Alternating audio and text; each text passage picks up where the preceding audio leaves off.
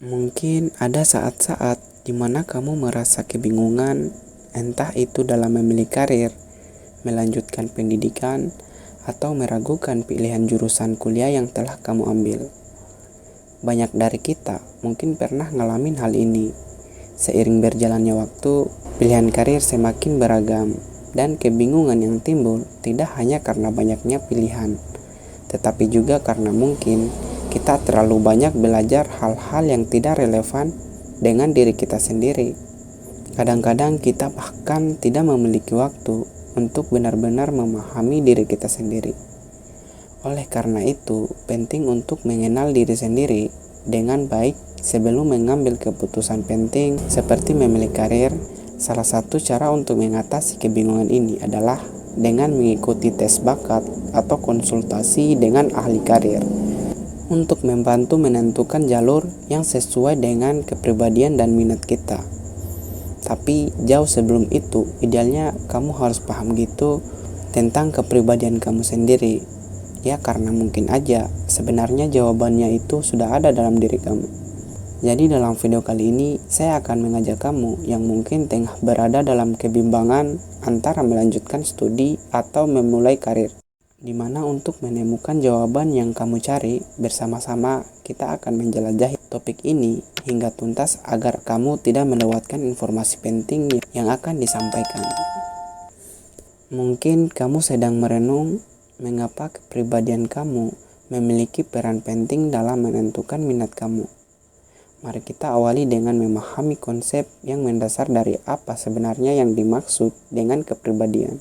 Jadi kepribadian itu bukan sekedar cerminan dari pola pikir dan perilaku kamu, melainkan juga merupakan kunci adaptasi kamu terhadap lingkungan sekitar. Setiap bidang studi atau lapangan kerja memiliki karakteristik dan tuntutan yang berbeda. Dan inilah mengapa kamu mungkin merasa lebih nyaman dan sesuai dengan satu lingkungan daripada yang lain, karena kesesuaiannya dengan kepribadian kamu. Meskipun banyak ahli yang berpendapat tentang pandangan hidup mereka mengenai kesesuaian antara kepribadian seseorang dengan karir atau studi tertentu, dalam video ini kita akan menjelajahi pandangan hidup dari John Holland, seorang psikolog asal Amerika, yang tes minat karirnya jadi salah satu banyak dipakai di seluruh dunia. Menurut John Holland, kecocokan antara kepribadian ini bisa nentuin kinerja, kepuasan kerja, bahkan kebahagiaan kamu. Dia berpendapat kalau tipe orang tertentu akan bekerja lebih baik kalau pekerjaannya itu sesuai dengan cara kerjanya orang ini. Selain itu, tipe kepribadian yang berbeda juga punya kecenderungan lebih baik buat kerja sama tipe-tipe kepribadian tertentu. Atau ada juga yang prefer kerja sendiri dibandingkan kerja berkelompok. Nah, tadi saya bilang kan, kalau Holland ini punya tes minat karir yang paling banyak dipakai di seluruh dunia. Nama tesnya ini adalah Riasek. Inti dari tesnya adalah ngasih tahu minat karir kamu dalam memasangkan lingkungan yang ideal dengan tipe kepribadian tertentu. Prinsipnya kurang lebih gini, ketika kamu memilih bidang pekerjaan, kamu akan mencari situasi yang cocok sama preferensi kamu. Tes ini juga bakal ngelompokin orang ke dalam 6 kategori kepribadian. Tiap tipe ini memiliki ciri pada minat tertentu seperti aktivitas yang kamu suka, metode kamu nanganin masalah, kemampuan kamu, nilai, keyakinan, dan karakteristik. Yang mana semuanya akan berkembang seiring dengan pertumbuhan kita. Kategorinya ada apa aja sih? Oke, coba kamu perhatiin gambar di layar ya. Nih contohnya ada 6 nih. Jadi saya akan ngebahas dulu apa itu Riasek. Jadi Riasek itu adalah singkatan dari huruf pertama dari masing-masing kata. Nah, kita mulai satu-satu nih. Pertama, realistik. Orang-orang yang masuk dalam kategori tipe ini itu tuh suka mempraktekkan langsung apa yang dipelajari. Orangnya cenderung straightforward dan apa adanya. Orang dengan tipe ini lebih suka kerja di outdoor dan hal-hal yang praktis gitu. Selain itu, mereka juga lebih suka kerja sendiri atau dengan orang-orang yang tipenya sama. Contohnya kayak pilot, insinyur, atau montir gitu. Yang kedua, tipe investigatif. Kamu yang punya tipe ini suka banget berpikir dan memecahkan masalah. Tipe ini juga suka hal-hal yang berhubungan dengan matematika atau sains. Orangnya biasanya kritis, teliti, dan analitis. Mereka biasanya lebih nyaman kerja sendiri atau dengan tipe yang sama.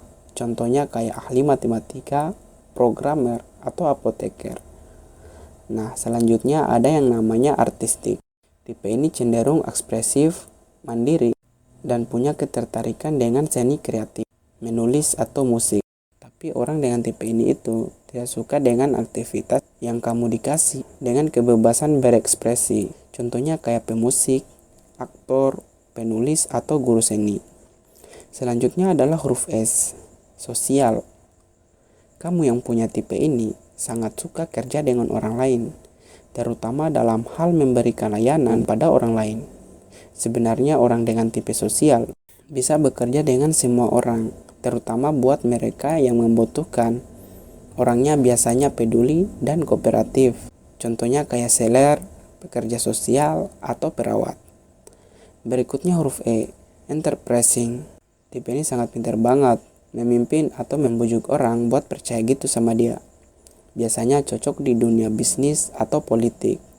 Pada dasarnya, tipe ini bisa bekerja sama siapa saja dan cenderung suka ngambil peran leader, contohnya jadi manajer, pengacara, atau kepala sekolah.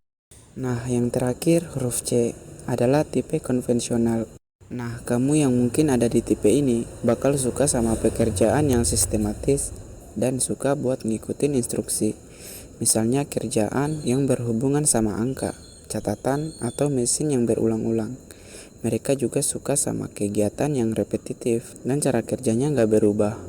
Beda banget nih sama tipe artistik. Tipe ini bisa bekerja dengan siapa saja asal pembagian tugasnya jelas. Lu bisa jadi sekretaris atau jadi kasir atau jadi teller bank gitu ya.